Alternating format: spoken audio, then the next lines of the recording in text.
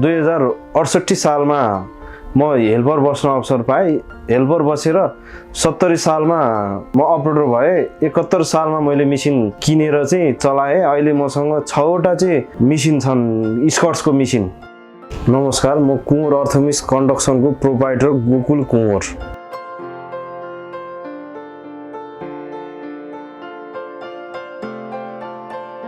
Engine गएको, गियरबक्स गएको, ठुल्ठुलो सामानहरू गएको, हाइड्रोलिक फङ्सन गएको, ट्रान्समिसन फङ्सनहरू गएको, त्यस्तो केही पनि छैन। इन्जिन चाहिँ हाम्रो किलक्सर इन्जिन, पुरानो इन्जिन हो यो।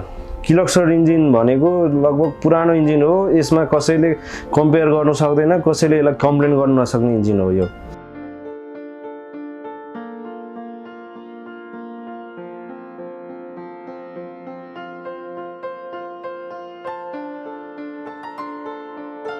यो खन्ने विषयमा चाहिँ आर्म बुम यसको लामो हुन्छ।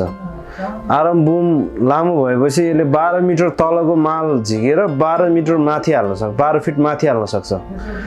भनेको यसको क्षमता, गहिराई क्षमता, आर्म बुम लामो भएपछि यसले तलसम्म भेट्ने र माथिसम्म 10 चक्केहरू लोड गर्न सजिलैसँग सक्छ। मेन्टेनेन्स यो मेसिन लगभग ठुल्ठुलो सामान, इन्जिन, गियरबक्स, ट्रान्समिसन, एक्सल चाहिँ नबिग्रिने भएको कारणले गर्दाखेरि यसको मेन्टेनेन्स कम छ।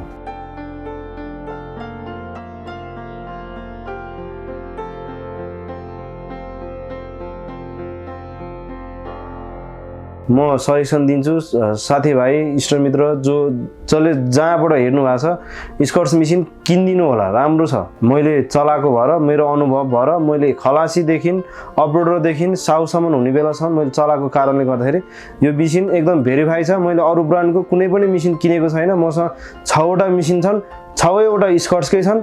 11,000 12,000 घन्टासम्म चलेको छ। त्यस्तो कस्ट छैन। एकदम राम्रो मेसिन छ, भेरिफाई मेसिन छ। धन्यवाद।